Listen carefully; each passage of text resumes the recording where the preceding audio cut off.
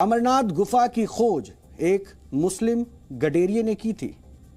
क्या मुस्लिम गडेरिये ने ही बाबा बर्फानी को हमारे बीच में बताया कि वो कहाँ विराजमान है और उसके बाद हिंदू श्रद्धालु उनके दर्शन को पहुंच पाए? तो ये बात जान लीजिए कि सरासर गलत है, सरासर निराधार है। और आज हम इन ऐतिहासिक दस्तावेजों और साक्ष्यों के साथ आपको बताएंगे कि कैसे अमरनाथ गुफा के नाम पर हमारे देश में मुस्लिम तुष्टीकरण की लगातार कोशिश हुई है। इस समय ये कई सारे दस्तावेज मेरे हाथ में, लेकिन मैं शुरुआत सबसे पहले श्री लिंग पुराण से करूंगा, क्योंकि इस समय मेरे हाथ में लिंग पुराण के कुछ अंश हैं। लिंग पुराण, इसमें मैं इन पन्नों को दिखा रहा हूं और टीवी स्क्रीन पर दरअसल आपके पास वो तमाम बातें जो हैं हमने लिख कर रखी है ताकि आप इससे जुड़ पाएं। लिंग पुराण के 5वीं शताब्दी में, यानी लिंग पुराण 5वीं शताब्दी में लिखा गया था, यानी बूटा मलिक को लेकर जो कहानी बताई जा रही है, जरा इस पे गौर कीजिएगा, क्योंकि बूटा मलिक को लेकर जो बातें बताई जा रही है, ये पुराण जब लिखा गया वो लगभग 1400 साल पुराना है।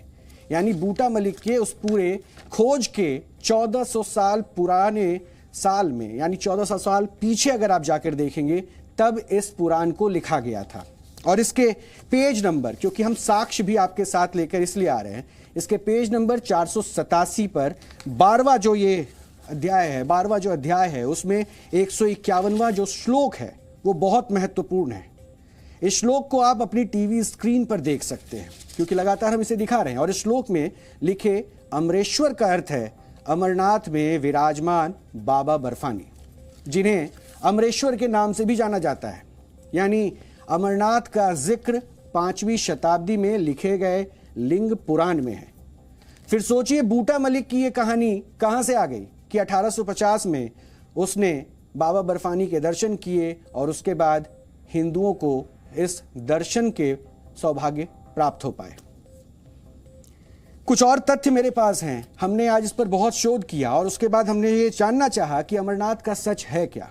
और इसलिए अब मैं आपको 12वीं शताब्दी के कश्मीर के प्राचीन इतिहासकार कल्हन, ये उस कल्हन द्वारा एक ग्रंथ की जो रचना की गई थी, राजत रंगनी के नाम से ये मशहूर रचना है, और इसके भी कुछ अंश लेकर मैं आज आपके सामने खड़ा हूं। और इसके पेज नंबर 280 पर 267वां श्लोक अमरनाथ गुफा के संबंध में, ये श्लोक भी आप अपनी टीवी स्क्रीन पर देख सकते हैं। इसके अलावा मैं भी इसकी एक प्रति जो अपने साथ लाया हूं, जिसे मैं बार बार दिखा रहा हूं, इस श्लोक के बारे में जो बताया गया है उस पर थोड़ा सा ध्यान आप लोगों का भी लाना चाहता हूं, ताकि आप इन साक्ष्यों के साथ खुद को जोड़ें। दूर पर्वत पर, इस श्लोक के मुताबिक, दूर पर्वत पर दुग्ध सागर तुल्य धवल एक सर का निर्माण कराया।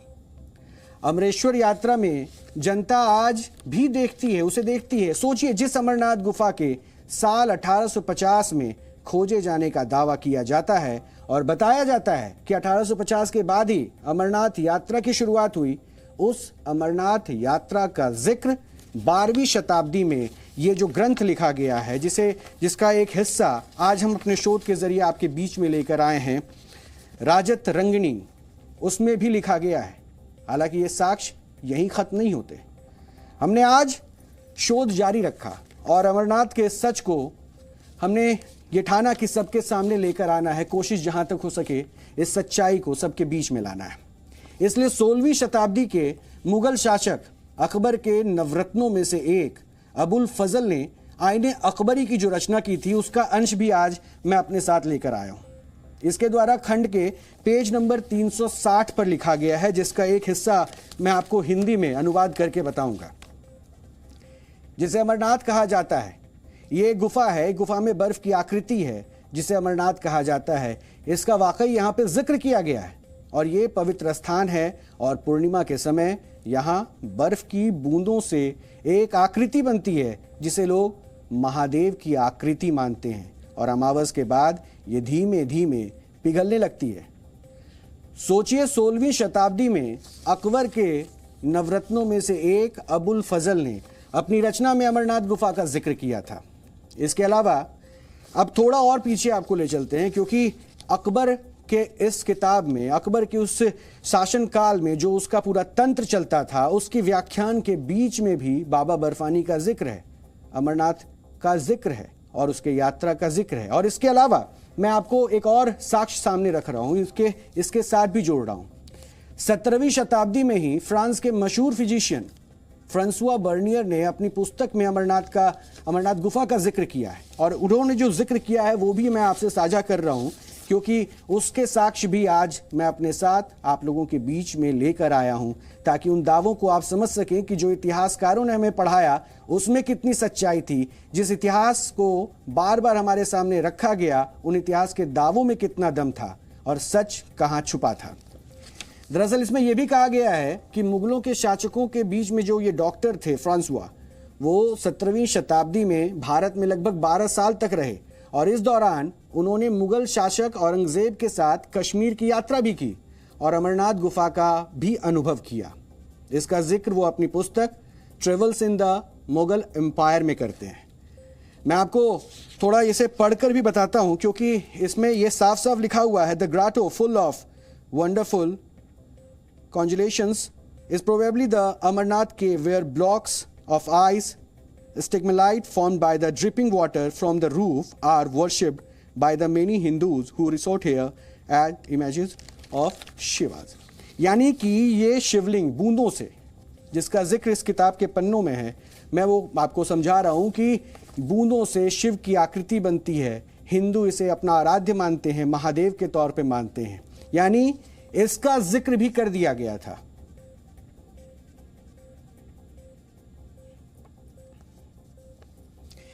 इसके अलावा ब्रिटेन के मशहूर खोजी यात्री गॉडफ्रे थॉमस विग्ने की भी भारत की यात्रा पर आए थे, और उन्होंने वर्ष 1835 से 1838 तक कश्मीर की भी यात्रा की थी, और वर्ष 1842 में जबकि उस मुस्लिम गडेरिये के मुताबिक 1850 में उसने बाबा बर्फानी की खोज की थी, बाबा बर्फानी के बारे में लोगों को जानकारी साझा की थी। लेकिन यह किताब 1842 में लिखी गई, और अपनी एक पुस्तक में इस यात्रा से जुड़े अनुभव का जिक्र भी किया गया था। यह पुस्तक दरअसल 2 भागों में लिखी गई थी, और ये दोनों भागों का जो अंश है वो आज आपके साथ मैं आपके बीच में लेकर हूं, ताकि इस साक्ष्य को आप भी देखें, आप भी जुड़ें और समझें कि अमरनाथ की जिस सच्चाई को हमारे बीच में रखा गया, क्या वो वाकई सच है। इसके पहले भाग यानी कि पहले खंड में, ये जो पहला खंड है अभी मेरे पास है, इसको दिखा रहा हूं मैं आपको, क्योंकि इसके पहले खंड के पेज नंबर 148 पर पहलगाम और अमरनाथ गुफा का जिक्र आता है, जबकि इस पुस्तक के दूसरे भाग के पेज नंबर 7 और 8 पर पहलगाम के रास्ते अमरनाथ गुफा पहुंचने का वर्णन किया गया है। इसमें वो बताते हैं कि सावन महीने के 15वें दिन अमरनाथ की गुफा में पूजा पाठ हो रही है, और इस पूजा में भारत के कोने कोने से श्रद्धालु आ रहे हैं। यह किताब 1842 में लिखी गई है, यानी कि बूटा मलिक की तथाकथित खोज से 8 साल पहले। लेकिन इसके बावजूद हमारे देश के इतिहासकारों ने इस झूठ को इतना फैलाया कि अमरनाथ गुफा की खोज एक मुस्लिम गडेरिये द्वारा की गई थी, और इससे पहले इसके बारे में कोई नहीं जानता था। यहां यह बात जानकर आपको आश्चर्य होगा कि बूटा मलिक के वंशजों ने कई दशकों तक अमरनाथ गुफा की रखवाली की, और यहां श्रद्धालु जो चढ़ावा चढ़ाते थे उसका 1/3 हिस्सा बूटा मलिक के वंशजों को मिलता भी था। यह सिलसिला वर्ष 2000 तक चला, लेकिन इसके बाद तात्कालीन वाजपेयी सरकार ने अमरनाथ श्राइन बोर्ड का गठन किया, और बूटा मलिक के वंशजों को दान का जो हिस्सा मिलता था उसे बंद कराया गया। सोचिए, बूटा मलिक के वंशज दशकों तक इस दावे के आधार पर दान में से जो पैसे ले रहे थे, उनके आधार पर वो लगातार लेते रहे उस पैसे को जो श्रद्धालु वहां पर चढ़ाते थे, और बूटा मलिक ने अमरनाथ गुफा की खोज की, यही दावा मजबूती से इतिहासकारों ने हमारे बीच में रख दिया। जबकि सच ये है कि अमरनाथ गुफा का जिक्र हमारे पुराणों में ही किया गया है।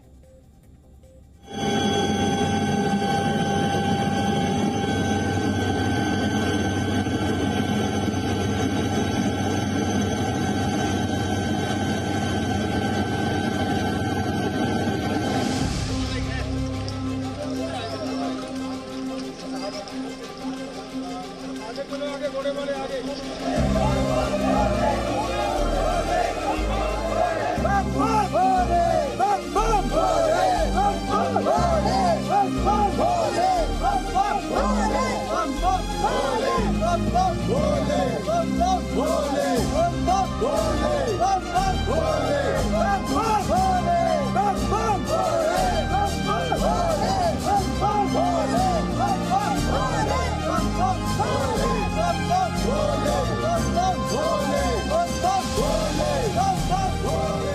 अगर साल 1850 में अमरनाथ यात्रा की शुरुआत हुई थी और बाबा बर्फानी की खोज भी साल 1850 में हुई थी, तो भारत के मशहूर ग्रंथ 5वीं शताब्दी में लिखे गए लिंग पुराण में अमरनाथ यात्रा का भी जिक्र है और बाबा बर्फानी का भी। उसके अलावा 12वीं शताब्दी में कश्मीर के मशहूर इतिहासकार कल्हड़ ने एक ग्रंथ लिखा था, राज तरंगिणी। इस राज तरंगिणी में भी बाबा बर्फानी का भी जिक्र है और अमरनाथ यात्रा की भव्यता का, उसके रस्तों का भी जिक्र है। इसके अलावा 16वीं शताब्दी में अकबर के शासनकाल पर लिखे गई किताब आईने अकबरी में बाबा बर्फानी का विशाल जिक्र भी है, उनके प्रारूप का जिक्र है और उसके अलावा लोगों की किस प्रकार से बाबा बर्फानी और अमरनाथ के प्रति आस्था है, इसका भी जिक्र इस आईने अकबरी में करा गया है। इसके अलावा 17वीं शताब्दी में औरंगजेब के डॉक्टर फ्रांसिस बर्नर ने किताब लिखी थी, travels in the Mughal umpire. इस 17वीं शताब्दी की किताब में भी अमरनाथ यात्रा और बाबा बर्फानी का भव्य जिक्र करा गया है।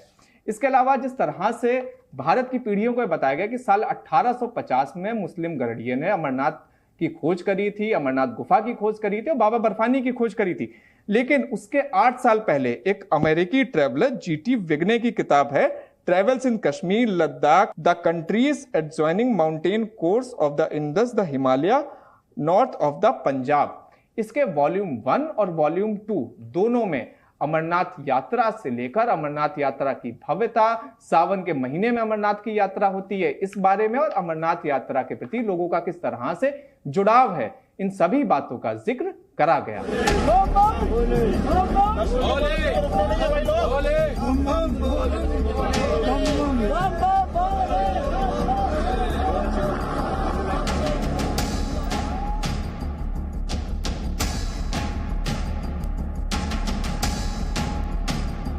आज भी मुझे लगता है कि कल्हड़ ने अपनी राजतरंगिणी में इतिहास लेखन के जिन तथ्यों की चर्चा की है, जिन अवयवों की चर्चा की है कि इतिहासकार को किस तरह का होना चाहिए, इतिहास लेखन किस तरह का होना चाहिए, उसको जब आप कंपेयर करेंगे तो आपको आश्चर्य होगा कि दुनिया के किसी देश में उस समय इतिहास की वैसी अवधारणा नहीं है जैसी भारत में है। उसी कल्हड़ की राजतरंगिणी में बहुत स्पष्ट तरीके से पहले सर्ग में ही 267वें श्लोक में वो अमरनाथ का वर्णन करते हैं, अमरेश्वर के मंदिर का वर्णन करते हैं, उस यात्रा का उल्लेख करते हैं और इतना स्पष्ट उल्लेख है। वो बताते हैं एक सुस्रवा सरोवर है जो रास्ते में पड़ता है, शेषनाग में, बहुत नज़दीक है उसके। वो बताते हैं कि जब अमरनाथ की यात्रा के लिए लोग गुजरते थे तो उस सरोवर का दर्शन करते हुए भी गुजरते थे। उस सरोवर का बड़ा डिटेल वर्णन वो कर रहे हैं कि किस तरह का उसका जल होता था, कैसे उसका निर्माण हुआ था। तो 11वीं-12वीं शताब्दी में इसका वर्णन हो रहा है। जैनुल आबिदीन, जिसको बहुत सारे इतिहासकार कश्मीर का अकबर कहते हैं कि बड़ा वो उदारवादी था, जो भी है, लेकिन जैनुल आबिदीन उसका वर्णन कर रहे हैं, अमरनाथ यात्रा का पूरा उल्लेख कर रहे हैं। आईने अकबरी में जिल्द 2 पृष्ठ 360, जो चाहे इसको वो देख सकता है, उसमें बहुत ठीक तरीके से अमरेश्वर का, अमरनाथ का वर्णन है और ये बताया जा रहा है कि जो वो हिमलिंग है वो अमावस से 15 दिन तक लगातार बढ़ता है और जैसे जैसे चंद्रमा क्षीयमाण होता है, जैसे जैसे चंद्रमा का क्षरण होता है, चंद्रमा घटता है, वैसे वैसे वो घटता है। तो इसका उल्लेख आईने अकबरी जिल्द 2 पृष्ठ 360 पे देखा जा सकता है। एक नहीं है, शिव पुराण ले लीजिए, स्कंद पुराण ले लीजिए, उसके पहले के भी और ग्रंथ हैं। तो इस देश में शिव की कोई स्थली हो और विशेष रूप से अमरनाथ, आप ये जानते हैं किसी भी संस्कृत के ग्रंथ में, पुराने ग्रंथ में जाइए और संस्कृत नहीं तमिल में ही जाइए, वहाँ पर कैलाश उसके पास में है, कैलाश पर्वत बहुत दूर नहीं है, उसी क्षेत्र में आता है। तो ऐसे स्थान पे किसी एक व्यक्ति को ये मिल जाए, ये अलग बात है कि वो व्यक्ति देख करके बड़ा हो सकता है उसके अंदर भक्ति पनपी हो और बड़ा मोहित हो गया हो और उसने कहा हो तो लोग और भी उत्सुक हो गए हों, लेकिन इस प्रकार की दुनिया में अनेक प्रकार की कहानियाँ होती हैं। मुझे ऐसा लगता नहीं है कि इस कहानी में कोई भी किसी प्रकार की मौलिकता है। अमरनाथ यात्रा तो अनवरत बीच बीच में कभी रुकी हो, मौसम के कारणों से और कारणों से मुझे नहीं पता, लेकिन अमरनाथ यात्रा तो कब से चली आ रही है, वर्षों से। और मैं कहता हूं आप लिंग पुराण को भूल जाइए, आप नीलमत पुराण को भूल जाइए, अमरेश्वर का जिक्र तो ऑलमोस्ट हर जगह पर है। और सबसे पहली बात, आप पूरा हिंदू धर्म में अगर आप किसी भी थोड़ा सा भी जो धर्म की जानकारी रखता है उससे पूछेंगे, शिव पार्वती संवाद कहाँ हुआ था भाई?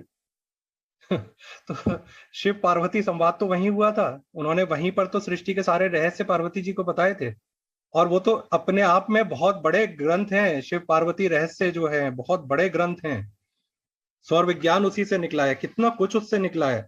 और ये सब, इस सब का सोर्स, इस सब का सेंटर अमरनाथ जी की गुफा ही है। अब इसमें नैरेटिव ये क्यों गढ़ा गया, ये तो सेल्फ एक्लेम्ड हिस्टोरियंस बता सकते हैं, लेकिन इसका सबसे बड़ा रीजन जो मेरे को दिखता है और जो मैं मानता हूं इस तरह के कई नैरेटिव्स का, वो ये है कि आप ये प्रूव कर सकें कि हिंदू धर्म अपने आप में, सनातन धर्म अपने आप में बहुत पुराना नहीं है। इसके पीछे ये है, ये कुठाराघात इसलिए किए जाते हैं ताकि आप ये प्रूव कर सकें कि सनातन धर्म बहुत प्राचीन नहीं है, जबकि सनातन धर्म की प्राचीनता पे कोई क्वेश्चन कहीं है ही नहीं। तो ये इस तरह के नैरेटिव सिर्फ इसलिए गढ़े जाते हैं।